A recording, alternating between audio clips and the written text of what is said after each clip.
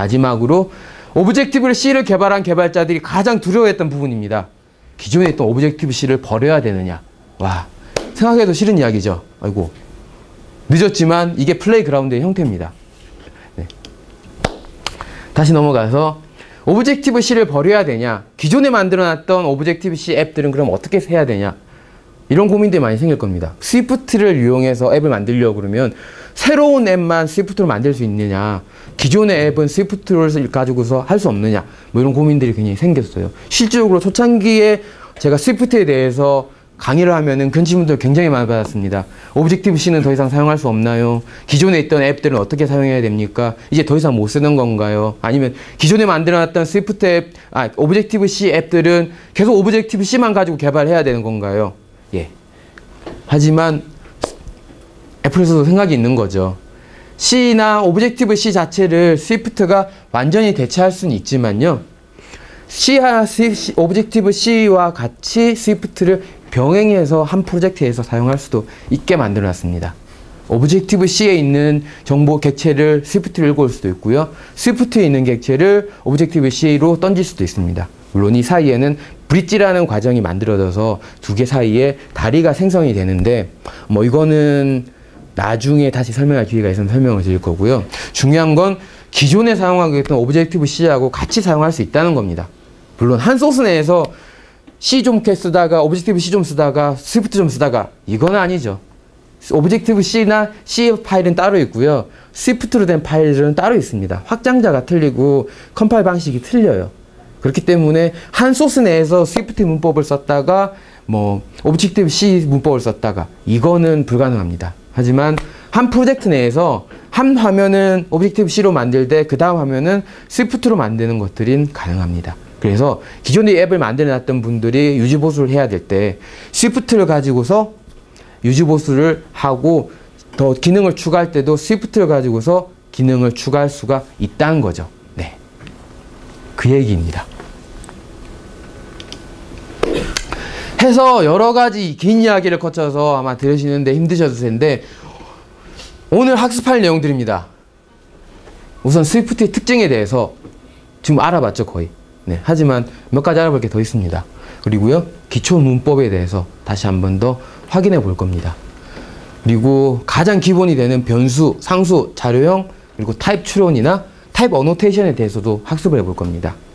연산자에 대해서도 배우셔야 되고요, 스위프트만의 독특한 연산자들이 좀 있습니다. 그리고 집합 자료형에 대해서도 학습을 하실 거고요, 스위프트를 하면서 사람들이 가장 힘들어하는, 아니 가장 당황스러워하는 옵셔널이라는 개념에 대해서도 배우셔야 될 거예요. 그리고 함수, 클래스, 구조체까지만 배우시면 사실상 앱을 만들기 위한 기본 준비는 다 끝납니다. 그래서 사실 그 다음 여러분들의 반응을 보고 이 부분을 얼마만큼 길게 설명을 할지 말지 그냥 넘어갈지 결정을 할게요. 수업은 항상 유동적입니다. 여러분들이 여기까지 내려가서 제너릭이나 프로토콜 확장 개념에 대해서 다 배우시고 스위프트에 대해서 완전 정보를 하셔야겠다 생각하시면, 네, 뭐 헬로월드 띄우는 거는 내일 해도 됩니다. 오늘은 여기까지 나가도 되겠죠. 하지만 여러분들이 오후 되고 피곤하고 계속 수업 들으시는 게 힘드시면은 뭐라도 손가락으로 출력해 보셔야 되겠죠. 네, 그러면 넘어갈 수도 있습니다. 넘어가고 이건 내일이나 다시 설명해 드릴 수도 있겠죠.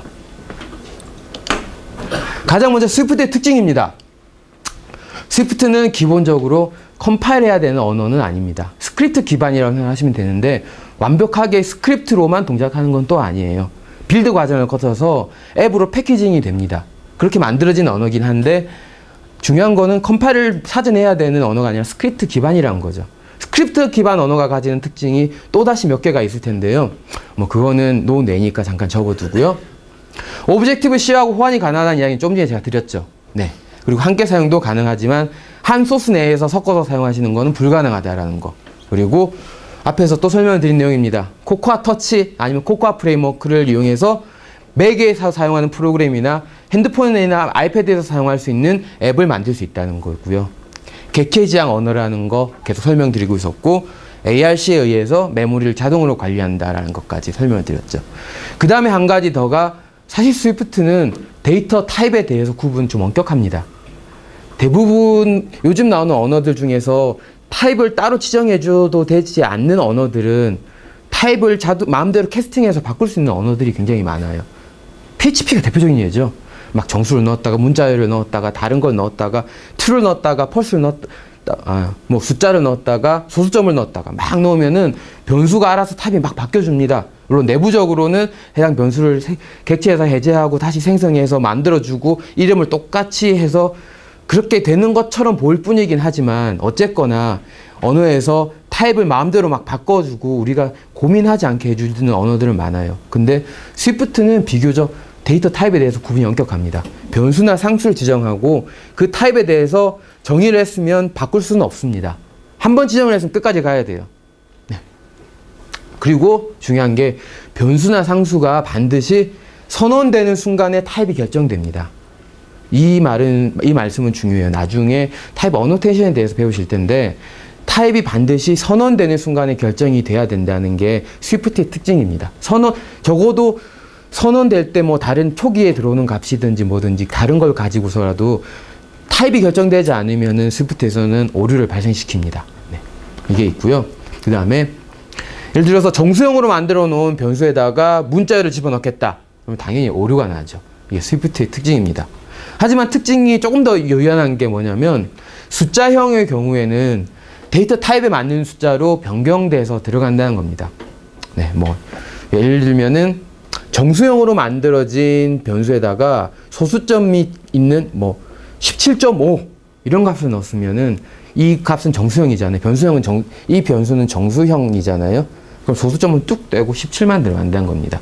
거꾸로 예를 들면은 실수형으로 선언된 변수에다가 17을 집어넣으면은 이 값은 실수로 바뀌어서 17.0으로 자동 캐스팅돼서 들어간다는 거죠. 그 정도의 유연성은 발휘해 주지만 뭐 정수가 들어가야 되는데 문자열이 들어간다든지 이런 경우에는 좀 곤란합니다. 네. 여기 표시해놨네요, 제가. 미리미리 봐야겠네요. 네. 지금 보면 간단하게 스위프트의 첫 줄이 될 겁니다. F value라고 말하는 플로팅 밸류 값을 변수로 제가 선언을 해놨어요. 그리고 플로트라는 형태의 실수형으로 선언을 해놓은 겁니다. 그리고서 10이라는 값을 딱 집어넣으니까 내부적으로 저장되는 값은 10.0 실수 형태로 바뀌어서 들어가게 되죠. 이렇게 값에 대한 캐스팅이 숫자형의 경우에는 어느 정도 이루어진다는 게 스위프트의 특징입니다. 네. 한 가지 더 마지막으로 특징이 바로 이겁니다. 플레이그라운드를 이용해서 프로토타이핑 해볼 수 있고 확인이 가능하다는 거죠. 네. 여기까지는 여러분들이 플레이그라운드라는 기능을 실행시키면 그냥 뜨는 화면입니다. 이 아래쪽은 제가 코딩한 줄이죠. 네. 이걸 코딩해 놓고 보면은 이쪽에 이런 화면들이 뜰 거고 여기에 이런 화면들이 뜰 겁니다. 이건 제가 그래프를 만든 게 아니에요. 플레이그라운드에서 자동으로 만들어서 값의 변화를 보여주는 형태죠. 네. 여러분들도 그냥 나중에 코딩하고 뭔가 해보고 나면 이게 딱 나타날 겁니다. 그러면 별거 아니군 하고 생각하실지도 몰라요. 네. 여기까지 살펴본 스위프트의 특징. 네. 뭐 여러 가지 있었습니다. 근데 기존에 오브젝티브 C를 한 분들이 그래도 여러 명 정도 계실 줄 알고 뭐 이렇게 오브젝티브 C와 스위프트를 비교할 수 있는 자료를 한번 준비해 와봤습니다. 오브젝티브 C는 기본적으로 파일이 짝이 맞춰졌죠. 헤더 파일하고 소스 파일로 반드시 나눠졌습니다. 이거는 C였기 때문에 C를 기반으로 만들어진 언어이기 때문에 이렇게 나눠졌던 건데요. 스위프트에서는 확장자가 그냥 스위프트입니다. 스위프트라는 이름으로 통합이 됐어요. 파일을 하나만 만들면 됩니다. 그리고요, 메서드를 호출할 때 기존에는 메시지 전송 방식이라고 해서 스몰 토크에서 사용하던 문법을 가져왔습니다. 그래서 객체가 있으면은 메서드 호출하기 위해서 대괄호로 묶어주고 한 칸 띈 다음에 메서드를 불러줬죠. 이걸 스몰 토크에서는 이 객체에다가 메시지를 보낸다라고 표현을 했습니다. 그런 방식이었는데 반대로 스위프트에서는 우리가 일반적으로 많이 요즘 사용하는 점을 이용해서 호출하는 방식을 직접 씁니다. 그래서 많이 익숙하실 거예요. 객체.메서드라고 하시는 거죠. 네. 객체가 지금 뭔지 모르셔도 됩니다. 나중에 혹시 모르시는 분들은 하시다 보면은 저렇게 쓰는구나 하고 아실 수 있을 거예요. 네. 오브젝티브 C에서는 타입이 되게 애매하고 불분명할 때 범용으로 싹 받아줄 수 있는 id라는 객체가 있었습니다. 자바에서는 오브젝트라는 클래스죠. 스위프트에서는 이와 유사하게 anyObject라는 객체가 있습니다. 이 녀석은 어떤 타입이든지 다 받아줄 수가 있어요. 그래서 가장 기본적으로 쭉쭉 타고 올라가다 보면 애니 오브젝트가 범용 타입으로 딱 선언이 되어 있습니다. 여러분들이 실제로 아마 내일 정도엔 본격적으로 맞닥뜨실 텐데 코코아 터치 프레임워크를 이용해서 iOS 앱을 개발하다 보면은 애니 오브젝트라는 타입을 굉장히 많이 보실 거예요. 이 말은 다 들어갈 수 있는 거구나. 종류별로 온갖 게 다 들어갈 수 있는 타입이구나 라고 생각을 하시면 되고요. 사실 이게 들어가면은 약간 긴장해야 됩니다. 실수를 하기 쉬우니까요. 네. 오브젝티브 C에서도 그렇고 스위프트에서도 그렇고 nil, 즉 우리가 쉽게 말하는 null의 값은 쓰입니다. 오브젝티브 C에서는 대신에 존재하지 않는 객체에 대한 포인터를 nil로 표현을 했었는데 스위프트에서는 값이 들어가 있지 않다, 아예 존재하지 않는다를 nil로 표현을 합니다. 이 말씀도 무슨 말인지 나중에 다시 또 한번 설명드릴 거고요. 포인터는 객체에 대해서 사용이 가능했지만 스위프트에서는 그냥 딱 잘라서 사용이 안 됩니다. 막혀 있고요. 그 다음에 오브젝티브 C에서는 익명 함수가 존재했습니다. 블록이라고 해서요. 스위프트에서는 클로저라는 개념의 익명 함수가 존재합니다. 이런 특징이 있었고, 나머지를 거쳐서 이제 몇 가지 기초 문법에 대해서 살펴보겠습니다. 네. 설명이 이어지니까 이제 벌써부터 힘들어 하시는데 기초 문법이 몇 가지 진행되니까요. 하고 잠깐 쉬는 시간을 가졌다가 다시 진행하도록 합시다. 네. 앞서서 설명드렸던 특징이죠. 헤더 파일을 따로 작성할 필요가 없다는 게 스위프트의 특징이라고 누누이 지금 말씀드렸습니다. 소스를 보시면 아시겠지만 아마 오브젝티브 C로 프로젝트를 만들면은 앱 델리게이트라는 이름 하나에 헤더 파일, 소스 파일 두 가지가 존재하고요. 뷰 컨트롤러라는 이름 하에 헤더 파일, 소스 파일 두 가지가 존재했을 겁니다. 하지만 스위프트에서는 앱 델리게이트.swift라는 거 하나, 그리고 뷰 컨트롤러.swift라는 거 하나, 이렇게 소스 파일이 하나씩만 존재하고 헤더 파일이 없습니다. 또 하나의 특징이 이겁니다. 스위프트에서는 엔트리 포인트, 즉 우리가 보통 시작할 때 생각하는 시작 함수가 필요 없어요. 자바만 해도 public static void main이라는 시작점이 존재해야 되죠. 네. 모든 시스템은 그걸 호출하면서 시작을 합니다. C의 경우에는 int main 아니면 void main에서 모든 걸 호출하기 시작하죠.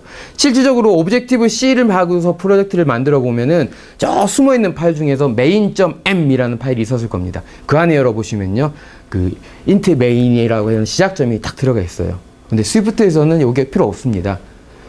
즉 함수를 시작할 때 int main이나 void main처럼 이렇게 함수 안에다가 시작점을 지정해 주고서 시작을 해야 되는 게 아니라 쭉 첫 줄부터 시작해서 타이핑을 해놓으면 제일 위에서부터 순서대로 그냥 실행이 됩니다. 그리고 뭐 따로 함수 블록 안에 넣어놓지 않은 한은 글로벌 범위에 있으면은 제일 위부터 순서 차례대로 싹 실행이 되는 특징을 가지고 있죠. 이게 바로 스위프트의 특징입니다. 네. 자, 예를 들어서 여러분들이 조금 있다가 플레이그라운드 열어보시겠지만 이런 소스가 있다고 가정해 볼게요. 이게 지금 플레이그라운드를 연 화면입니다. 플레이그라운드에서 이렇게 돼 있는데 만약 이게 오브젝티브 C나 C 같은 언어였다면 이건 실행이 안 되고 에러가 났을 겁니다. 왜냐하면 시작할 수 있는 점이 아예 존재를 하지 않고 이게 바깥으로 빠져 있거든요. 근데 스위프트에서는 자, 첫 번째 라인에는 아무것도 없죠. 넘어갑니다. 두 번째 라인에 데이터가 있죠. 뭔가 지금 알 수 없겠지만 age라는 변수에 16이라는 값을 넣었습니다. 그리고 adult라는 값에 19라는 값도 넣었고요. 그 다음에 뭔가 잘 모르겠지만 두 개를 더 하고 있는 것 같습니다. 그쵸? 위에서부터 아래대로 순서대로 이렇게 쭉 실행이 됩니다. 위에서부터 차례대로 타이핑을 해나가면 돼요. 이게 스위프트 언어 자체의 특징입니다. 여기서 한 가지 고민을 하셔야 되는데 스위프트 언어 자체의 특징은 위에서부터 차례대로 실행이 되는 게 특징이긴 하지만 코코아 터치 프레임워크를 이용해서 iOS 앱을 만들 때는 이렇게 하시면 안 됩니다. 코코아 터치 프레임워크 앱에서는 각각 필요한 함수들이 있고요. 그 함수 안에다가 코딩을 해주셔야 돼요. 그러니까 막무가내 그냥 앱을 실행시키겠다라고 해서 제일 윗줄부터 차례대로 쭉쭉쭉 적어 나가시면은 앱이 안 떠요.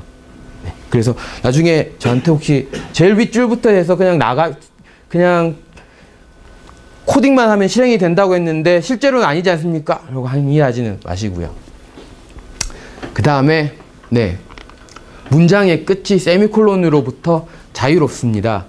제가 자유롭다는 표현을 쓴 것은 문장을 종료하는데 세미콜론이 굳이 붙지 않아도 된다는 뜻입니다. 자유롭다는 거죠. 붙일 필요가 없다는 거고요. 붙이고 싶으신 분들은 붙여도 됩니다. 저는 붙이는 습관이 많이 들어서 종종 붙여요. 근데 가끔 여러분들이 안 붙이고 싶어 하는 분들이 있으니까 가급적 안 붙이고 소스를 준비해 나와 봤습니다. 하지만 진짜 한 줄이 바뀌는 걸 확인하고 싶고 뭔가 세미콜론을 찍어야 문장이 끝나고 프로그램이 돌아가야 될 것 같은 그런 강박에 시달리는 분들이 분명히 계실 거예요. 네, 계십니다. 고개 끄덕이는 분들이 계세요. 그런 분들은 마음 편하게 붙이세요. 아무도 화 안 냅니다. 네. 자, 똑같은 거죠? 여기서 네, 어이구 넘어갑시다. 한 가지 더 특징이 스위프트에서는 변수나 상수명을 대소문자로 구분합니다. 그리고 한 가지 더 클래스나 함수명에서도 대소문자를 구분합니다. 그래서 대소문자에 대한 구분은 엄격하기 때문에 코딩 규칙은 지켜주셔야 돼요. 변수의 시작은 소문자로 해주셔야 되고요. 클래스의 시작은 대문자로 해주세요. 이렇게 안 한다고 뭐 경찰이 잡아간 건 아니지만 관습입니다. 아마 여러분들이 작업해 놓은 소스를 다른 누군가가 받아서 유지보수를 해야 되거나 딱 열어봤을 때 변수인데 대문자로 코딩해 놓고 클래스인데 소문자로 코딩을 해 놓으면은 화낼지도 몰라요. 네. 그렇습니다. 실제로 그런 경우를 많이 봤어요. 물론 뭐 C# 같은 언어는 변수명도 대문자로 표기하는 게 일반적인 관례이긴 하지만 스위프트에서는 변수는 가급적 소문자로, 나중에 배울 구조체나 클래스 같은 객체는 대문자로 표시해 주는 게 좋습니다. 이해가 잠깐 샜는데요. 대소문자가 일치하지 않는 변수나 상수는 서로 다른 객체입니다. 그래서 여기 이렇게 나와 있죠. age 그리고 대문자 a로 시작하는 age 두 가지가 있는데요. 서로 다른 객체입니다. 그래서 이 소문자로 시작하는 age는 16이 들어가는 거고요. 대문자로 시작하는 age는 19가 들어갑니다. 두 개 합하면 35죠. 네. 서로 두 개가 다른 변수라는 겁니다. 클래스도 그렇고요. 함수도 그렇습니다. 구조체도 그렇고요. 뭐든지 다 그렇습니다. 그래서 여러분들이 나중에 스위프트를 가지고서 코딩을 하실 때는 대소문자에 되게 유의해 주셔야 돼요. 나중에 뭐 코딩을 실제로 실습을 하시다 보면은 대소문자가 잘못돼서 오류가 나는 케이스들 굉장히 많이 봅니다. 그 다음에 한 가지 더 특징이 있습니다. 이거는 뭐 자바 하신 분들한테 많이 익숙하실 이야기인데, 일반적으로 문자열을 붙일 때는 더블 코팅을 쓰죠. 이중 따옴표. 그리고 문자 하나를 표현할 때는 싱글 코팅이라고 해서 헛따옴표 하나를 쓰죠. 스위프트에서는 둘 다 더블입니다. 둘 다 더블이에요. 그래서 여러 가지 길어지는 문자열도 더블 코팅, 이중 따옴표를 이용해서 표현을 하고요. 한 글자가 들어가는 값도 더블 코팅을 통해서 합니다. 뭐 그렇게 하다 보면은 문제가 하나 생길 거예요. 아까처럼 이게 문자열이고 이게 한 가지 문자면 어떻게 구분하느냐. 그래서 여기에다가 형태를 따로 표시해 주는 게 있습니다. 그건 나중에 다시 또 한번 제대로 이야기할 테니까, 설명드릴 테니까 그냥 이렇게 나눠야 되는구나 라는 정도만 생각해 보시면 되실 거예요. 자, 마지막으로요. 라이브러리를 임포트할 때 기본적으로 임포트 키워드를 씁니다. 오브젝티브-C나 C샵에서는 include 아니면 import 다 쓸 수 있었죠. 근데 스위프트에서는 그냥 import 하나로 통합해 놨습니다. 그리고 오브젝티브-C에서는 기존에 하실 때 뭐 헤더 파일 자체 확장자까지 이용해서 임포트를 해왔을 텐데요. 스위프트에서는 그냥 라이브러리 명만 가지고서 임포트를 하시면 됩니다. 뒤에 UI-key.h 안 붙이셔도 돼요. 오브젝티브-C를 하신 분들이 여기다 .h 붙이고서 에러가 나서 안 돌아갑니다 이야기를 많이 하시는데요. 필요 없습니다. 그냥 객체명만 붙여서 임포트 해주시면 들어올 겁니다. 그리고 사실 뭐 지도를 사용하시거나 뭐 미디어 플레이어를 사용하실 경우가 아니라면은 대부분의 경우에 UIKit이라는 라이브러리 하나만 임포트하는 걸로 충분히 iOS 앱을 만드시는 게 뭐 무리는 없을 거고요. 결론적으로 그냥 UIKit 하나만 임포트를 해주시고 하면은 뭐 스위프트에서 더 이상 거의 임포트할 일이 별로 없다는 뜻이기도 합니다.